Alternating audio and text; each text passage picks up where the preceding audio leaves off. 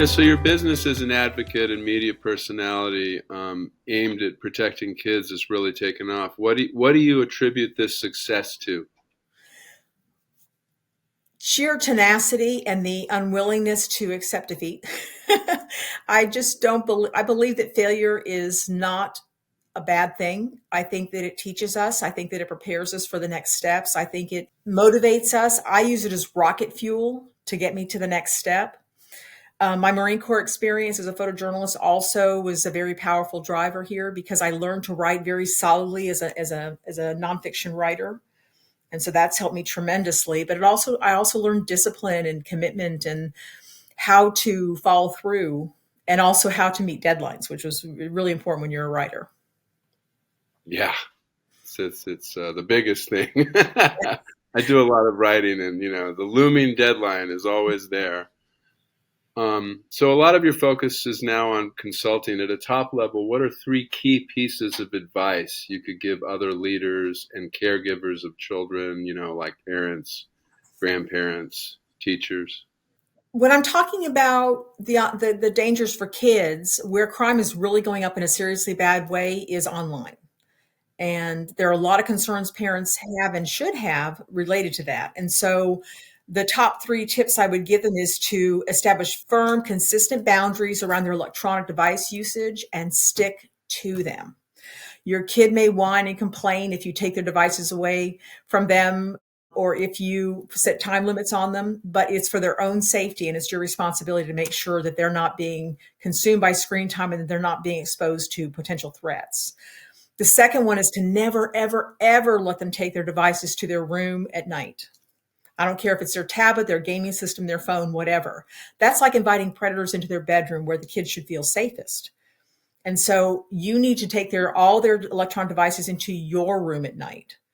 And again, your kid is going to pitch a fit if they're already taking their stuff to bed with them. They're going to pitch a fit. You're going to just have to work through it and just stick to your guns. And the third one is I would say, please talk to your kids about what the online dangers are. Ignorance is not bliss. Ignorance is dangerous. And if your kids don't know about the dangers of sexting and cyberbullying and talking to just people they don't know online, then they could fall into a situation where they're being groomed or being victimized. And you don't want that to happen. So be candid with them. And again, in my books, I share exactly what kids need to know. And in my online course, I'm going to be creating a whole module where I talk directly to the kids about what they need to know, because parents tell me their number one concern is that they don't know what to say to their kids about body safety or how to say it. So I'm going to say it for them. Oh, that's so great. Everybody needs a guidebook, I mean, because we don't get one when we're parents. No, don't. I made so many mistakes. Oh, we all have. So final thoughts, CJ. What's going on in the next couple of years, or how do you see the future shaping? Well, I'm really excited about this online course because it has the potential to reach so many more people than even my books can. Online courses are the wave of the future.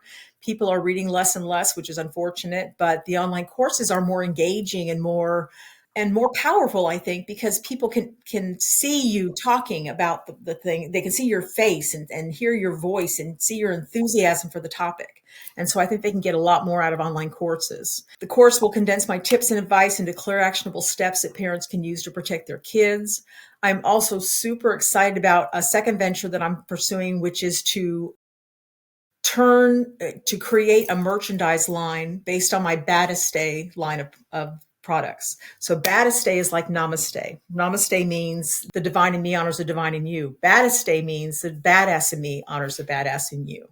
And so I'm looking at having it on yoga pants and beverage containers and welcome mats and anything you can slap a logo and a tagline on. We're going to do that with Baddest. Oh, that's so great, CJ. It's been such a pleasure, hearing your story, and thank you for your time this morning. Case, thank you so much. I really appreciate it.